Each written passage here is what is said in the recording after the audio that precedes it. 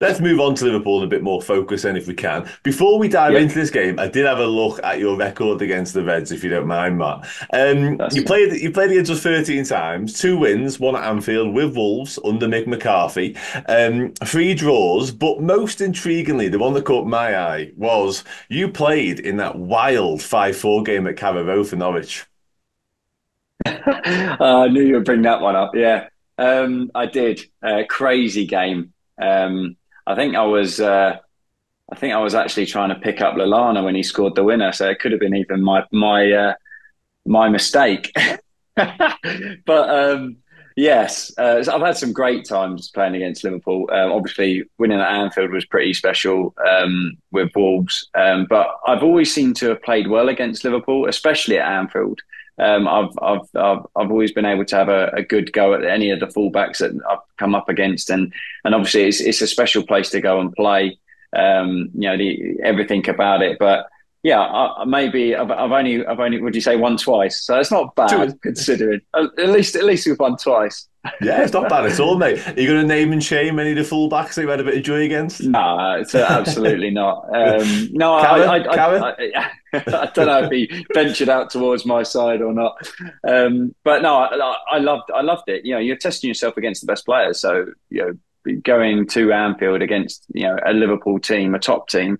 And I just wanted to take as many players on as fullbacks on as I possibly could. And, hopefully I did them all a service. Yeah, absolutely. Yeah. You touched on a couple of the key players, one in particular from the Wolves' point of view, heading into the weekend now. Mateus Cunha, Hwang, of course, as well. I think Ryan Aït-Nouri is one Liverpool fans might have a close eye on because he's been linked, albeit tentatively, to Liverpool in the past. But he is one, I think, whereby he does constantly perform at a very consistently high level, I think.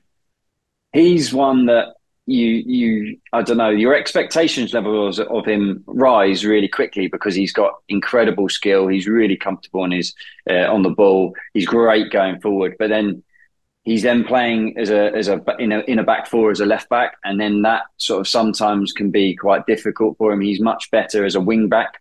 So like defensively, you may be thinking, or if he's in a back four, it sort of not stops him showing his best bits because he will still try, but ultimately he's better going forward than he is defensively. So that he's scored some incredible goals. He's done some amazing things. You've sort of said it's consistently. That's the key for all of these players, but for him especially. Yeah, absolutely. A very, very technically gifted player for me. I like him a lot. But in terms of the men, if Wolves are going to get a result of the weekend at Molineux, who is it going to be on? Is it your Cunha's of this world? Is it someone like that? Or will it be a defensively sound performance? Where can Wolves lean Well, to?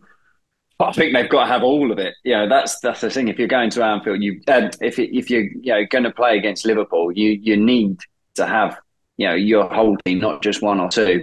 So defensively they have to be sound. Dawson will be key. Using his experience, he is a top player.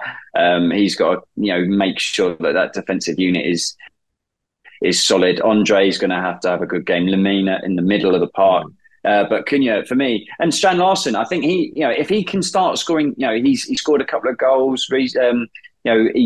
He's new to this Wolves attack, and he's going to be instrumental in the way that they can attack. Cunha's vital for them. He can glide past players. He's got that pace. I think people don't realise how quick he is when he can just turn on a sixpence and drive forward. So they all have to perform. But if you're looking at key areas defensively, Dawson's going to have to be huge for them.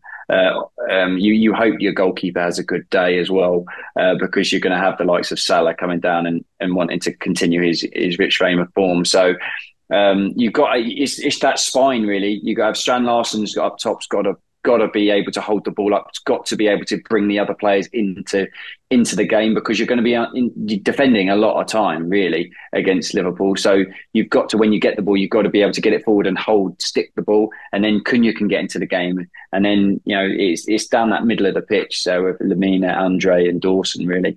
No, absolutely. Yeah. And Dawson could be a threat from set piece as well, I always find. So maybe another area there. I think that's always been a strength. Set pieces is huge. You look at Arsenal now; they're incredible at set pieces, and that's something that you never would have associated with Arsenal, really. So now it's a string to everyone's bow. You've got to, if you're going to get a dead ball situation, you've got all of these players now that can put the ball into any area that they possibly need to on a every single time. So you've got to have players that like Dawson that will run through a brick wall to try and get on the end of it. No, he definitely will. Yeah, I think maximising those situations is a bit of a no-brainer, isn't it? As you say there, Arsenal, who are many people's tip for the title, are probably the greatest exponents of set pieces at present. So there's absolutely nothing wrong with it. There's no shame in being good at them. Let's put it that way. You mentioned it earlier on, Matt, the approach from Gary O'Neill. He does have his ways. How do you think he approaches this one? He needs something. Whether he needs a win or not in this game in particular might be up for debate because it is Liverpool, you know what I mean? But he needs a performance at the very least, it feels like, doesn't it? He needs a performance from his players. Yeah, for sure. Yeah, I mean, no one's expecting Wolves to get a win. I don't think. I think, especially in this form at the moment, a point is a great point because it can kickstart your season a little bit. We sort of thought that when they got a point against Forest, you thought, here we go, right, and then it's just not sort of coming to fruition. So I think it's a good team performance. It's getting defensively sound because that's something that they've really struggled with. So you potentially, if they've got the correct players that are available, you could potentially see a different, maybe a five at the back, for instance. But he is enjoying that four. But they've got a strong midfield. They really do. So it's they've got a good squad of players. Yeah. This is why it is a surprise to see them, at the bottom of the table. No, I absolutely agree with that. I think Lamine you touched upon. I've already said how much I admire Andre, but I really like João Gomez as well. I'm a massive João Gomez fan. Yeah. So yeah, so I think you're right. I think Wolves, all the tools are there. It's just about finding a way of using them now for Gary O'Neill. I'm certainly will, by the way, because once again, I'm a huge admirer of his as a coach as well. It might just be, as I say, the boat was rocked a little bit by the exit of Neto and Kilman and finding a way and finding a balance of getting these lads working in cohesion. But I'm sure he will because he's good at what he does. Just finally then, Matt, prediction, what we saying? How's it going to go? It's one of them that I think, Wolves have actually gone ahead. They were 1-0 up against Villa.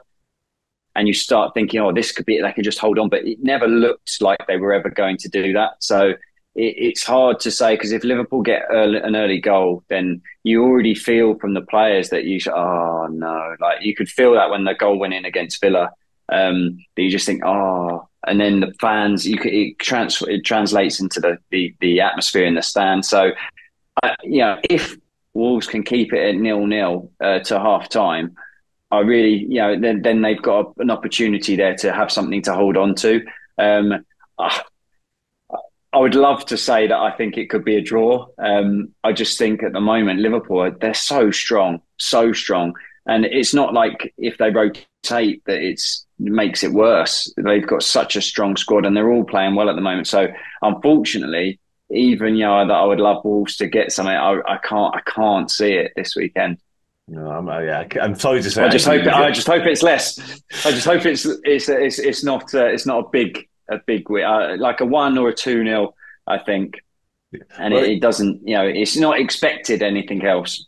You mentioned the rotation side of things there, and obviously hate to bring this up as well, but Liverpool played against another of your former clubs literally last night as time was recording, and that was a heavily rotated side, and you're seeing the strength of it there. Like West Ham made a few changes, don't get me wrong, but I think Liverpool made 10 changes, I think I'm right in saying, from the weekend before, and it was still a squad and a side absolutely brimming with quality. So you're absolutely right. We're in a very luxurious position when it comes to that. There's no two ways about it.